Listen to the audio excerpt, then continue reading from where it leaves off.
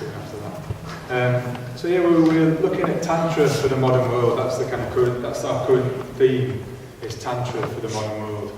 And last week we were looking at, it's kind of the last 2 weeks, this week and last week are connected. And the title of the talks is Steering to the Deep, Steering Towards the Deep. I gave a talk about 4 weeks ago now about making life magic, how we can make our life more magical, what that would mean, what that would look like, how we can do that. And two of the ways that were suggested were, one was using myth and symbol. And we heard from different people last week about how they use myth and symbol to make their life more magical, or to bring a deeper, richer meaning into their life. And this evening we're going to be hearing about archetypal Buddhas and Bodhisattvas that are used in Buddhism. This aspect of Buddhist practice of archetypal figures, archetypal Buddha and Bodhisattva figures. And yet again, how they can make life more magical. And Steph talked last week about symbols as a gateway, which I thought was a very good way of talking about symbols. So symbol as a gateway. And a gateway or a doorway is often it's a threshold into a new place, into a different place. So if you go through the gateway, you kind of enter into a different place. So they mark a transition, they mark a change in space, entering into a new kind of space. So symbols and myth are used in Buddhist practice to enter a new experience. It's possible to enter a new experience through contemplating on a symbol, or developing a relationship with a symbol.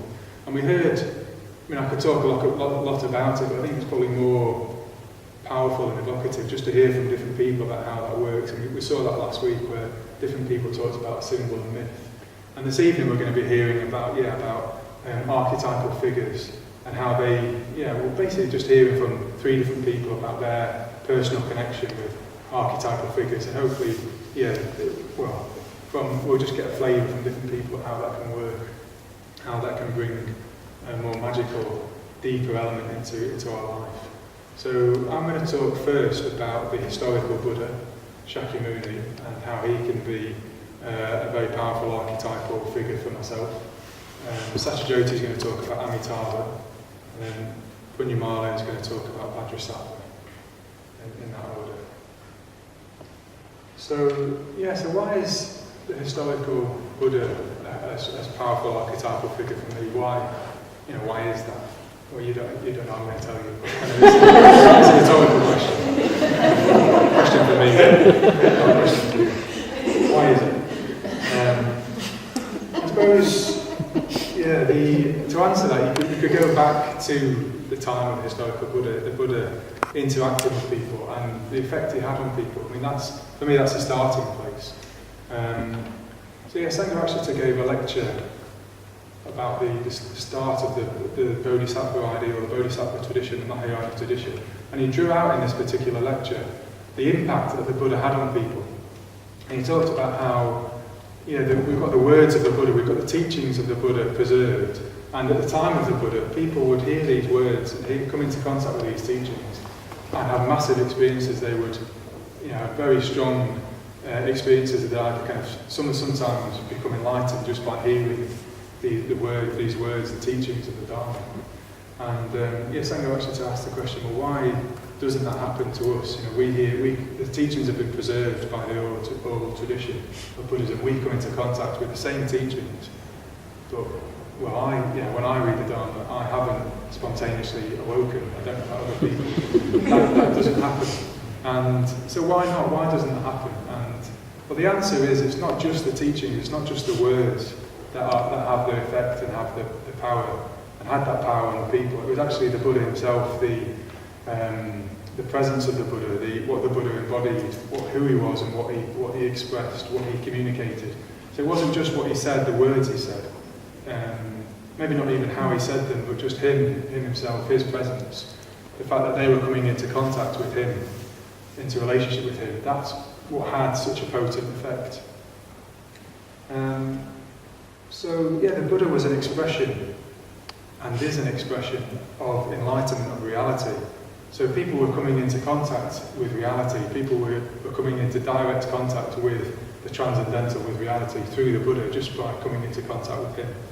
And yeah, we can have a sense of the qualities that an enlightenment might entail, or what might enlightenment be like. And we hear qualities like kindness and generosity, compassion, wisdom. But actually to see them embodied in a human being is much more powerful, much more effective, to kind of see those rather than trying to abstractly think about these qualities. We can just think about a person who embodies these qualities. And yeah, for me, that's why the Buddha is very important to me. There's a lot of, there's huge volumes of stories that have been recorded about the Buddha coming into contact with people and the effect that had on them. And from those we can draw out the personality, the action, the personality of the Buddha, and what that might have been like to come into contact with an enlightened being. So just to speak a few of these qualities, when I think of the historical Buddha, a few of the qualities that really resonate with me. And the first one is stillness, just complete stillness. And there's a story of a king, the King of Jatisatri, that we talk about at the beginner's course. And in this story, the king travels to meet the Buddha. And the Buddha's sitting with 1,250 monks, and the king is approaching and thinks it's a trick. He thinks, this must be a trick, because I can't hear anything, I can't hear any noises, I can't hear any talking. If there's 1,200 people, there'd be some kind of party happening, I can't hear anything. And then when he arrived in the clearing where the Buddha was sitting with the company of the Sangha, the company of monks, he was just deeply moved by the stillness of all those monks and the Buddha. A deep stillness of their body, just completely contained. A deep stillness of their minds.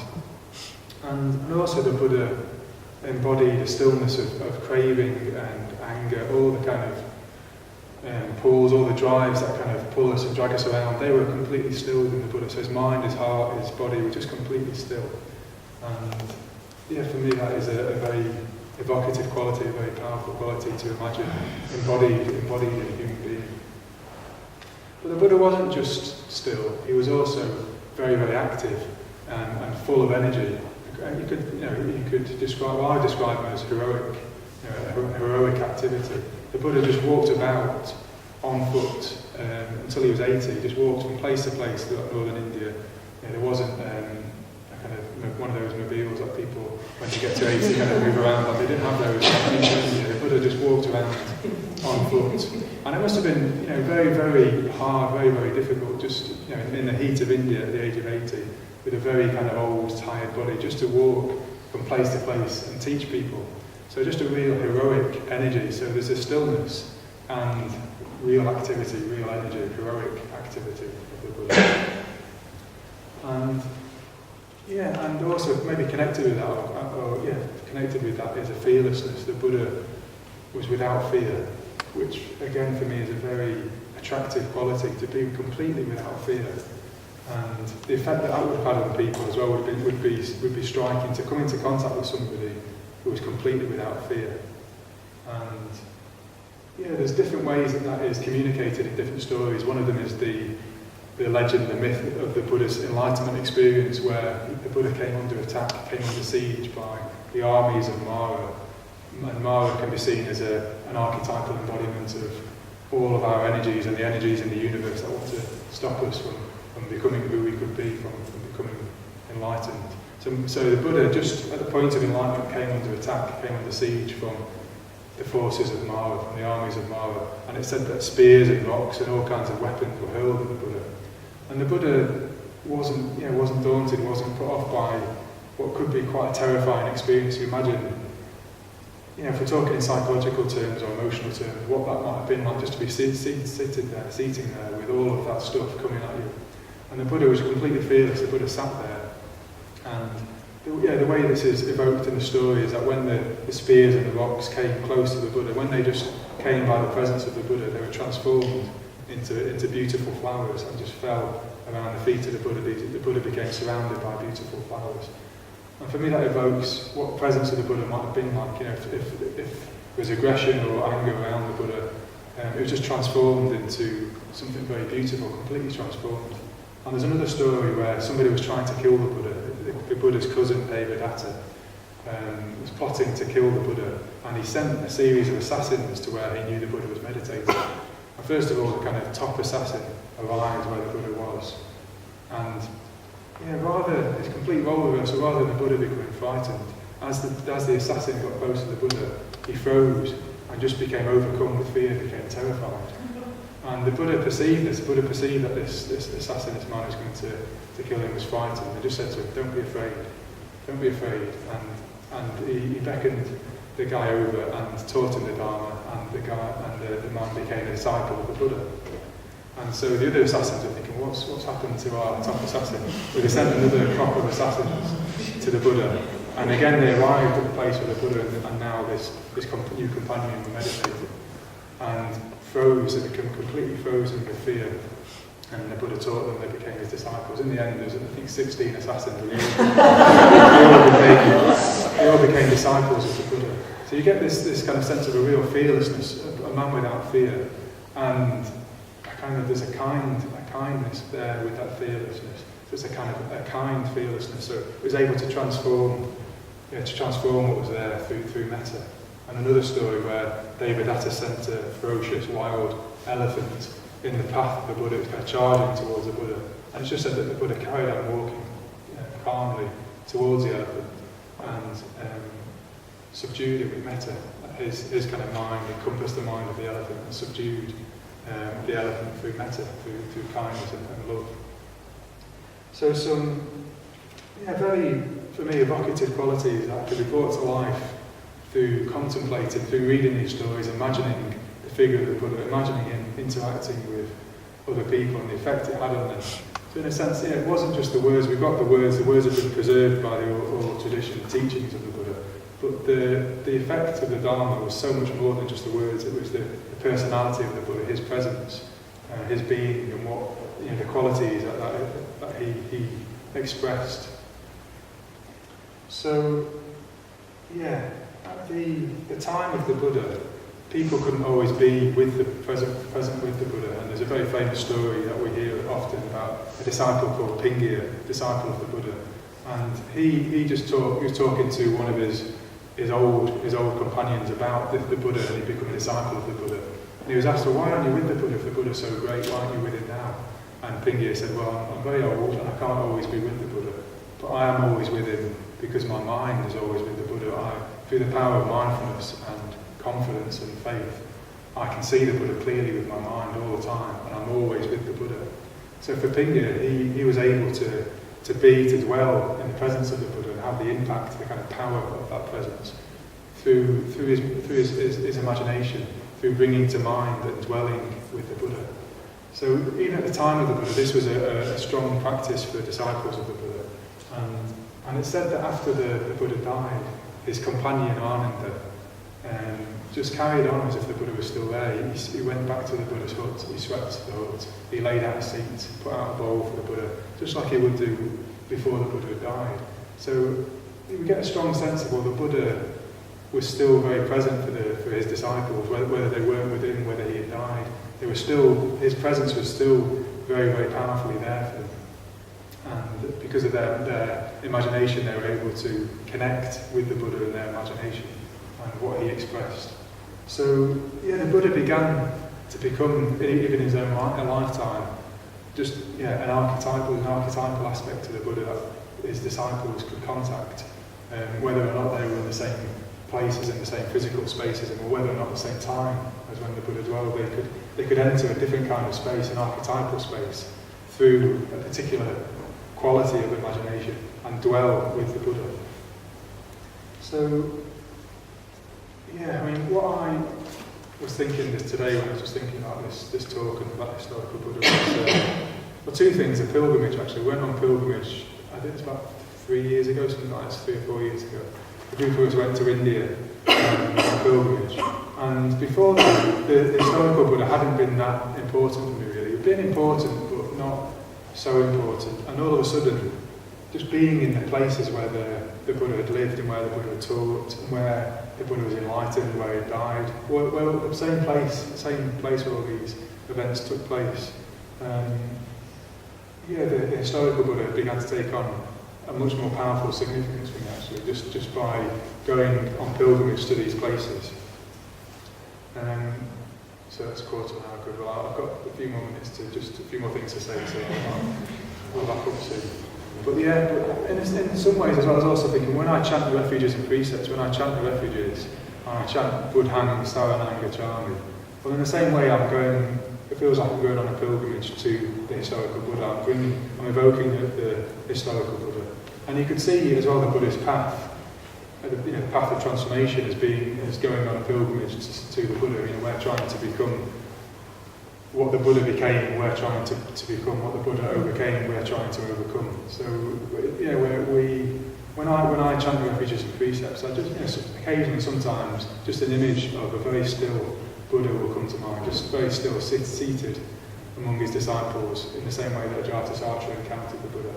And just sometimes his eyes are closed and he's meditating, other times his eyes are open and he's just very kindly waiting for me to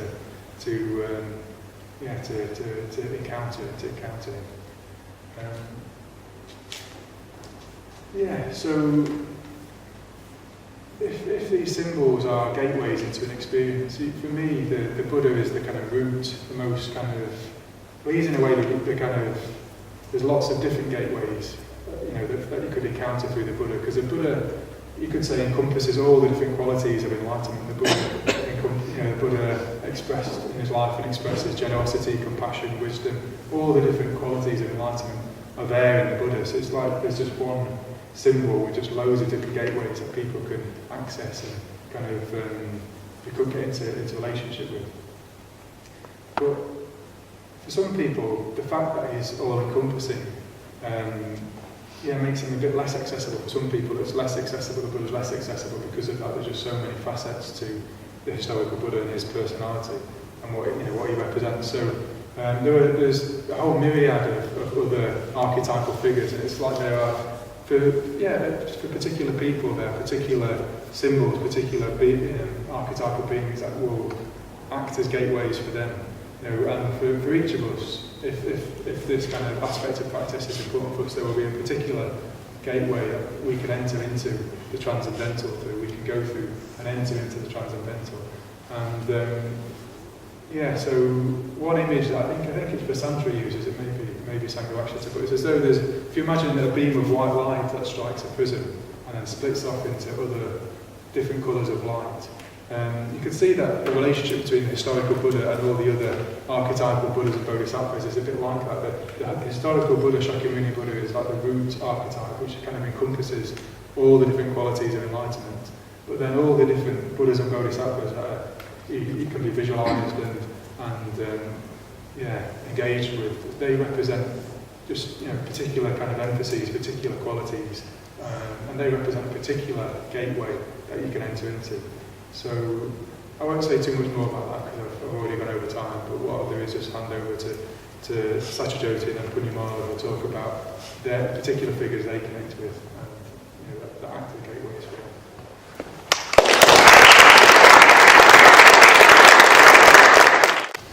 Okay, so I'm going to talk about the figure Amitabha, and that's a great kind of lead-in actually, because I first probably came across the figure Amitabha I don't know how long ago, but certainly probably now nearly 12 or 13 years ago, he had a big effect on me.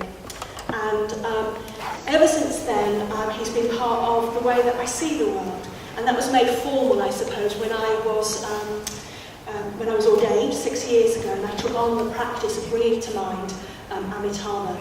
So during that time, it's been very much like a love affair in some ways, which is very appropriate because Amitabha is very much about the heart and about emotions. And I could stand here and talk for about 3 hours, probably at least, about him. But I've only got 15 minutes, and in fact, I need someone is Tom, are you timing? Yes. You could give me 15 minutes, that would be great. So I'm just going to talk about a few aspects that are particularly important to me at the moment. So if you want to take away the... Okay, so I don't know if you can see that very well at the back. Okay, what the picture is there's some figures in a desolate wasteland. And they are figures with big heads, very big saucer eyes, very thin, long necks, big bellies, and then stick-like legs. And that's what I used to be like a lot of the time. And that's where I used to live a lot of the time. And sometimes, sadly, that's where I find myself again. So people here, some of my friends here will know, that's where I found myself last week, actually. So this is quite a personal talk. It's a personal talk about how Amitabha can help me when I find myself in this place.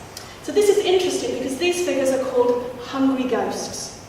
And all of you probably have come across the Wheel of Life. Okay, and in the Wheel of Life, there are different realms. And you can see those realms as either places which are real, where people actually live, or you can see them as kind of psychological ways of being. So, for instance, there's a human realm, there's a God's realm, there's a hell realm. And one of these realms is called the Hungry Ghosts realm. And I think it's very much actually a place where our whole society lives quite a lot of the time. Because these poor figures are really suffering. And the way that they're suffering is because they have a lot of craving. So they've got these big bellies and these big eyes. So there's a lot of things they see that they want. They're very, very hungry, but they've only got a little pinprick mouth, and they just can't get the nourishment they want. And in fact, they find that when they're eating in this realm of the hungry ghosts, everything they eat turns to ashes, it turns to ordure, use that word. they eat something which looks really beautiful, but actually it turns into something that's really horrible. So they don't get the nourishment that they need. And so they're very unhappy, and they're always looking for something outside themselves that's going to do it, that's going to make them happy at last. So this is where I do find myself quite a lot of the time. And I suppose there's some different ways. It's not just that I think I want material things to make me happy. It's a kind of way in which I think that other people are living lives. If only I had what they had in their life, then I'd be happy. And the sad thing about that is it disconnects me from people. So that I'm no longer, I'm disconnected. I'm kind of seeing people. How am I seeing them? I'm not seeing them as real people with all the different kind of joys and sorrows that people have. I'm more seeing them as people who I think, if only I had whatever it is that they had, then I'd be all right. So it's a really unpleasant place to be, actually. Next one. And it's very interesting because, particularly in Japanese Buddhism, actually, there's a lot of things about hungry ghosts. They're called gaki, which apparently is a word that means a spoilt child these days. Interesting.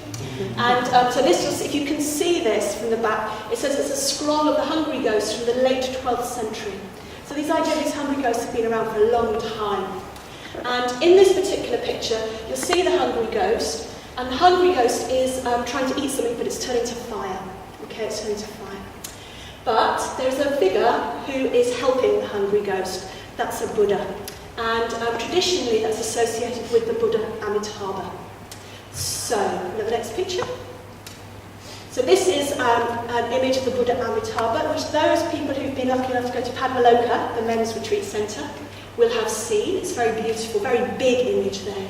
So you can see he's a very red Buddha, and he sits in a red lotus. In this picture, he's got his hands in the mudra. This hand positions are called mudras. So his mudra is that of meditation, and there are other hand positions that Buddhas have, that Amitabha has, that we'll talk about later.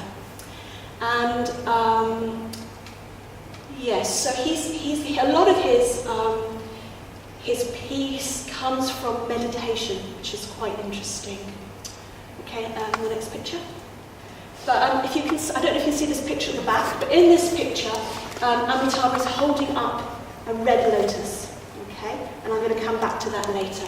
That's particularly the practice that in this tradition, Triratna, that we tend to do, is one where Amitabha holds up a red lotus.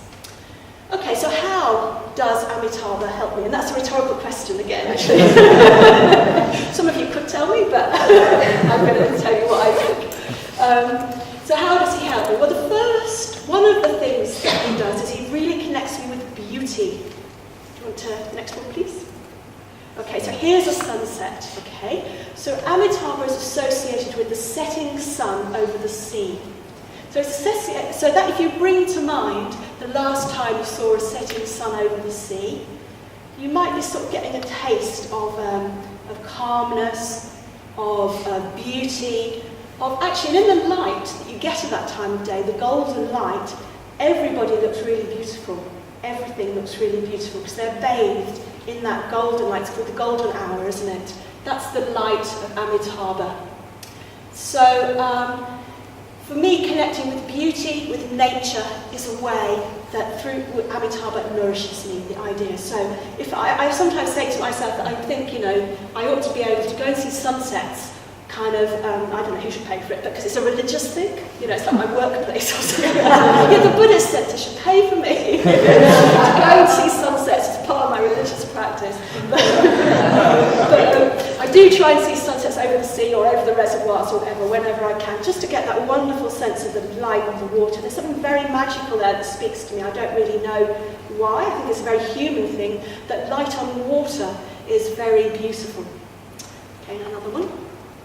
So he's associated with the red lotus, maybe the next one, if I've got this right. Yeah, and so I don't know much about lotuses. They're in India. I have seen them in India, but they don't say much to me, actually. Whereas a red rose really does, actually, especially if you imagine like a fresh red rose, with dew on it, the smell of it, just that incredible redness that roses can have.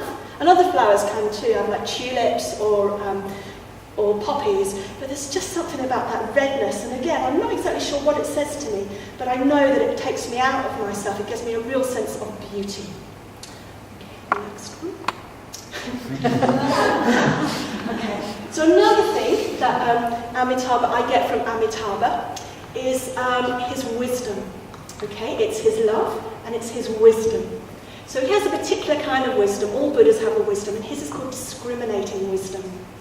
And with discriminating wisdom, you see with the eye of a lover, or perhaps with the eye of a mother, I think, as well. You see what is beautiful in each person. So you see how different we all are, and what you notice is what's beautiful. And I find this a really helpful practice, because I'm afraid my natural tendency is not to see necessarily what's beautiful, but I've always got a very clear idea of what's wrong, and what people should do to put it right. And actually that gives me quite a lot of pain, actually, because, it just means I'm often in quite an irritable state. So if I can start to look at people through Amitabha's eyes, that's a practice I do, is I look at people, the world, through Amitabha's eyes. So I was doing it on the bus when I was coming up here, and it had been very rainy, the bus was very full, it was really slow in traffic. I had about 50 million things to do when I got here, I wasn't in the best state of mind. And so all these people who were piling onto the bus, it felt to me like they were kind of getting in my way, They weren't people, really. And then I thought, okay, try looking at them through the eyes of Amitabha. And I just found it really strong, because I started to notice those things. Like somebody's got a really nice rucksack, and you think, oh, they went and bought that rucksack and they chose it, and every day they carry it. Or someone's got, I don't know, someone's got hair, I was going to say. There's just something about, you just think, oh, well, they brush that hair and they grow it, and they look after it, and just that kind of everybody, their individuality and their beauty. And it's not just physical beauty, but it expresses itself as physical beauty. Actually, I see it as beautiful. So I think the discriminating wisdom, looking at people, and I don't, it doesn't mean that you're kind of looking through rose-coloured glasses, I suppose, there's a bit, because you do, it's like you see all sides of people. But what I do is I really need to concentrate on seeing the best in people. And of course, when I see the best in people, well, I think they kind of pick it up and they respond really well to me, so it's a really good thing to do. Okay, I'm not sure what the next one is, actually. Oh, okay. So I'm just going to finish with another aspect of Amitabha and of this particular practice of Amitabha, which is holding the red lotus. And so Amitabha holds the red lotus. So is it a gift? Is it a gift he's giving to me? That's how I see it. But it's mysterious. What is it to be given this red lotus, the lotus of purity? Something else that I associate with the lotus is that lotuses are very, very beautiful and very pure, but they grow out of the mud. So no mud, no lotus.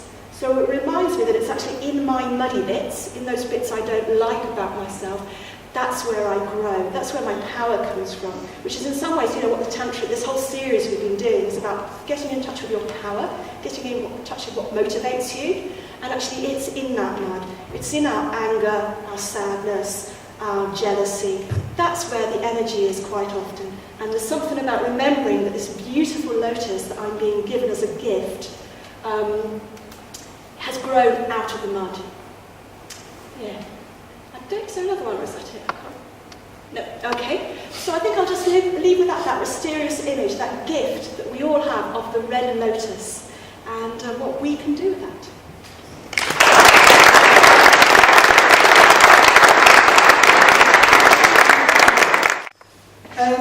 So it's a very great pleasure to be here on many levels to introduce you to the Bodhisattva Vajrasattva.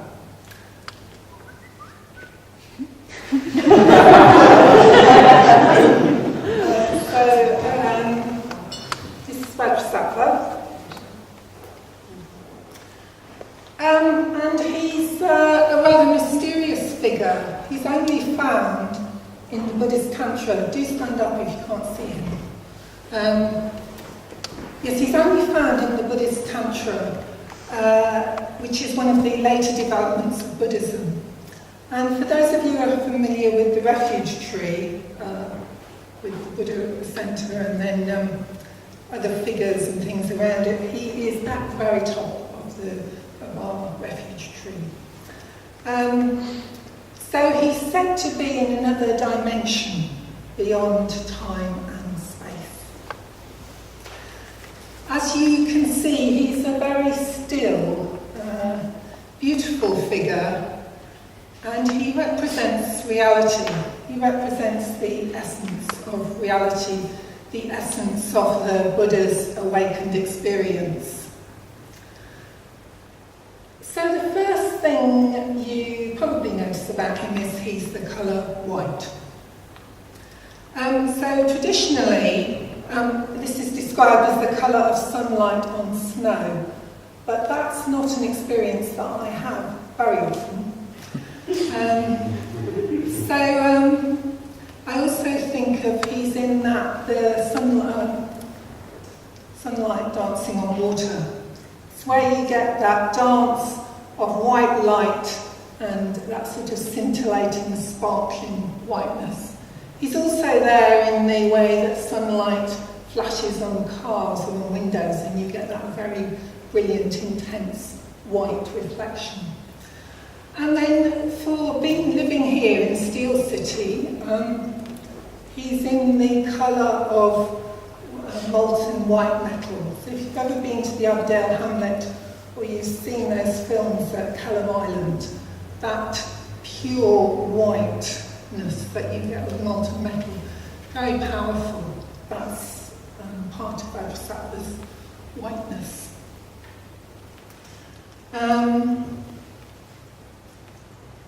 Yes, so he's the colour white because his mind is completely pure. His mind, his awareness, is completely free and unstained by any unskillfulness. There's not even the slightest impulse of craving or worry or irritation. It's completely free, completely unbounded. So just let's think about that for a moment. There is no craving, there is no movement towards something, however slight. So he represents the nature of reality, unconditioned and unbound by any concepts. He's beyond all concepts, and as Milarepa, who's a famous Tibetan yogi from Tibet, refers to concepts. He refers to them as play words, which I really like. So if you think of that dance of the sunlight on water, Vajrasattva is just playing, dancing in reality, in the sphere of reality, with no concepts, no play words. He's gone beyond them. So there is no here, no there, no self, no other, no resistance, no fear. There is simply a full, rich, luminescent awareness, the pure play of the awakened mind beyond all conditions. So, coming into relation with Vajrasattva, I'm brought into connection with the possibility that I too have a pure nature. I have a sense of coming home when I come into connection with Vajrasattva. So resting in the beauty and the stillness of his presence, I can have this profound sense of coming home to my true self, my best self, what I truly am. And I often hear people saying that in encountering Buddhism or becoming a mitra or becoming order members, they have a real sense of coming home. And I know when I got ordained on my first order convention, I felt very much that I was at home in the sense of my spiritual home. And I think, Vajrasattva represents this sense of coming home. Because what we're doing when we have that, when we have that feeling, I think we're recognising the truth. And we want to align ourselves with that truth. And Vajrasattva represents that. So he's associated with the myth of the return journey. That's a myth that crops up in many cultures, where the hero or heroine has gone off, left their homeland, and after many adventures comes home again. But in Buddhism, there's a particularly famous parable in the White Lotus Sutra, where there's a young man who leaves his father's house and goes off travelling and ends up being quite poor and having to work very hard for his living and living in quite menial subsistence sort of conditions. So he spends many years wandering about. Meanwhile, his father has become very rich. He's amassed a lot of wealth, and he's got a great mansion and servants and so on. And one day, the young man, or the middle-aged man by the name son, returns back to the town where his father's living, and he sees this great mansion, but he doesn't recognise the father. But the father recognises the son. And the father wants to help the son, but he realises that the son isn't ready to. He was too scared to sort of go into the mansion. So he ends up hiring him in a menial job, and eventually, as the son becomes more and more used to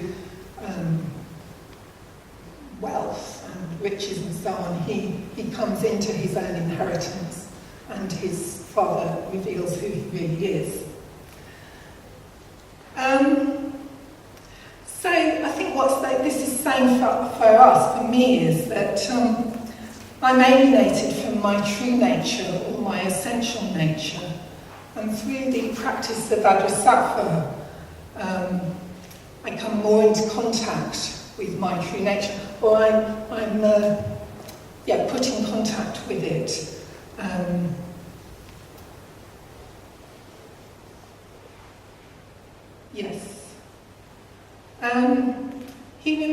Vajrasattva reminds us of where we're heading as we put in the work of practicing the precepts, meditation, turning our lives around. As we put the work in on the path of transformation, which can feel at times a bit like a slog, you feel like you're not getting anywhere, or it's hard work, which takes time and patience and effort.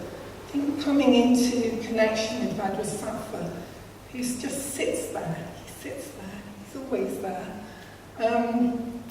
is a reminder of where I'm heading. And it's not easy. And as I was thinking about this talk, I was just thinking about two friends of mine, one of whom several months ago was struggling to develop a consistent meditation practice. which she's now successfully done. But it's that work, that transformation that we're having to do. Another friend of mine, for quite a few years now, has been trying to change aspects of her life and change her work. And she's finally got to a point where she can do that, but that's not without a lot of sort of struggle and soul-searching and, being quite hard on herself. So, we are trying to transform ourselves and to come more and more aligned with our real, true nature. But that path isn't easy. We sometimes have to make very fundamental, difficult choices. But Vajrasattva just sits there patiently and kind of helps us, as it were, helps me realign myself.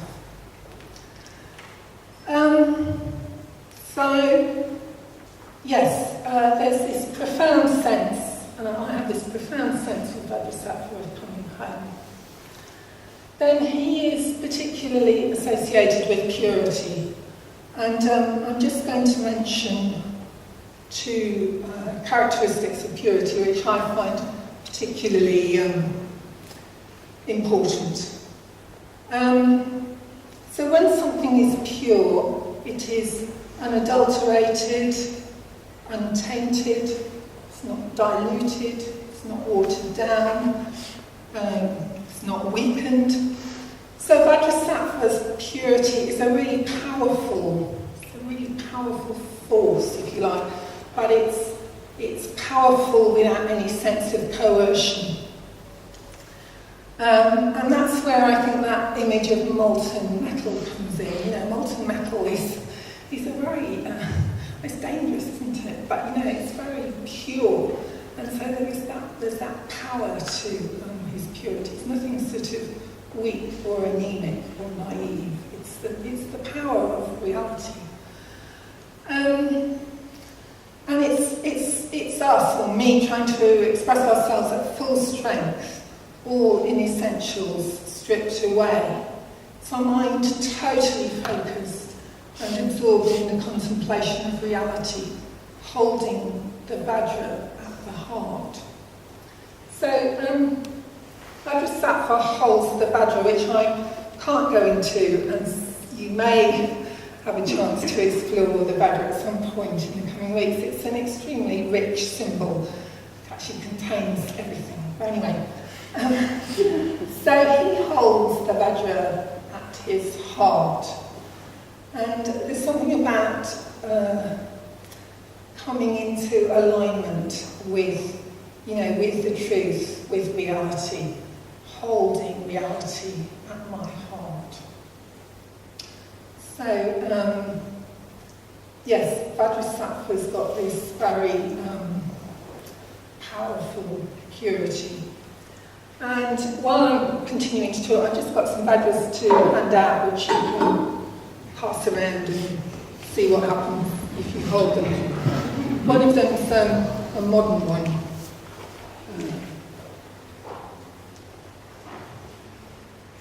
And the second characteristic of purity that I experience has been very inspiring, but kind of reassuring, really, is that I associate Vajrasattva with a sense of newness. So when things are pure, they're new, they're fresh, they're unstained by experience. So with Vajrasattva's purification, there's an experience of newness.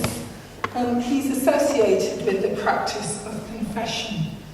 And if I confess unskillful behaviour or actions, when I chant his mantra, which we often chant if we're making confessions in the puja, say, I feel a sense of renewal. There's a sort of letting go and a renewal. And in Buddhism, you let go of something unskillful you've done, and that's it. You don't think about it for days on end or beat yourself up about it anymore. You confess it and you let go, and you've got a clean slate almost. You're starting again. So he's very much associated with a sense of newness and renewal. So that's encapsulated for me by some images like the start of a new day, when things very early in the morning and everything feels very fresh and new and the dew's still on the ground. And there's that lovely time with the dawn, isn't there, before things have released got going. It's quiet and fresh. It's associated with snowfalls, that wonderful when snow falls and everything's changed, so everything's transformed, when it's all still really white before it all starts to go a bit askew. And then there's a line which may come from a hymn, but it's these two lines that have significance for me. Morning has broken like the first bird. Blackbird has spoken. Morning has broken like the first morning. Blackbird has spoken like the first bird. That's, that encapsulates for me this sense, Vajrasattva sense of newness, freshness, and yes, that purity of that purity and pure states of mind. So coming into relationship with him and feeling his presence and that sense of I was going to say forgiveness, anyway. It just brings a sort of sense of newness and moving on, letting go of things in myself that are unskillful. So a further thing you may notice about Vajrasattva, he holds a couple of symbols. The Vajra, which is known as the diamond thunderbolt, and the Vajra bell. So the Vajra bell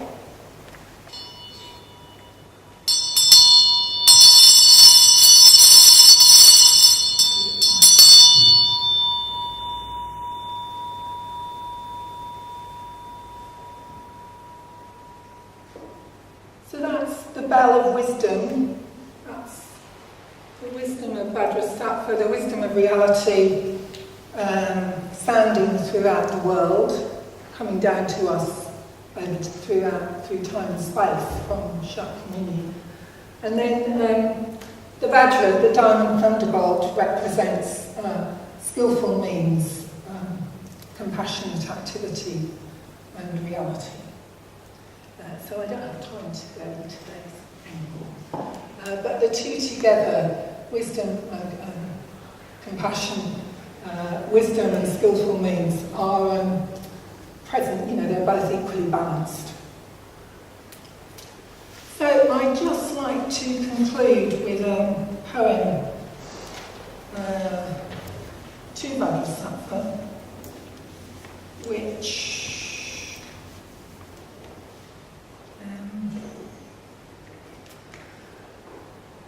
points really to his mysteriousness, I think, or the ungraspable nature of Vajrasattva. And it's by Ananda, who was ordained, he's one of the original order members, he was ordained in 1968 by Sangha, and he's the only order member from that group who is still in the order. So it's just called To Vajrasattva. In the beginning, before the smouldering sun spoke fire into the quenching sea, before the earth woke from dreams of burning, and the stars sang in their temples with voices of ice, before the light was divided, and the mind bowed with its yearning for things seen and unseen, you sat with sun and moon on your brow, knowing neither moon nor sun, and were at peace. Where seawater runs at dawn, gilded into silence by the sun, you sat and brought emptiness. Where the ancient pagan temple sits on the fist of the lone hill, you stood and brought emptiness. Where the passion of mind and mind ran like two rivers unchained, you waited and brought emptiness. Where birth first shrieked awake in the milk-white cot of the earth, you lay and brought emptiness. Emptiness of the eye, of the unfolding petal of the holy primrose. Emptiness of the ear, of the muted trumpet's secret shrill. Emptiness of the nose and voice, sending into oblivion the ephemeral rose, and fragrance of the apple in April dusk. Emptiness of the hand's caress, and the surging body's sacred thrill at the onslaught of known and unknown blood, when time shakes and the aged sky stands still. Emptiness of the grasping thought, the book with its burning eye, which breeds the world and turns again the dark circle of rebirth and decay. Emptiness, at last, weary of itself, falls away like the shattered muse and is silent, unable to speak for words. The sea glides into the fire unboiled. Rock sails in the cavern sky, knowing the secret ecstasy of birds. The primrose sings in the heart of the world, unseen, unknown, unquestioning. Now the mood is over. The hungry tide invades again where the seaweed sips and the dung shells cling entranced by the ocean's hymn. Everything remains unaltered and forever renewed by the sun's dance. The tree on the green hill bends. The wind rips from the sky its rain. Sea and storm resume their feud, and the beginning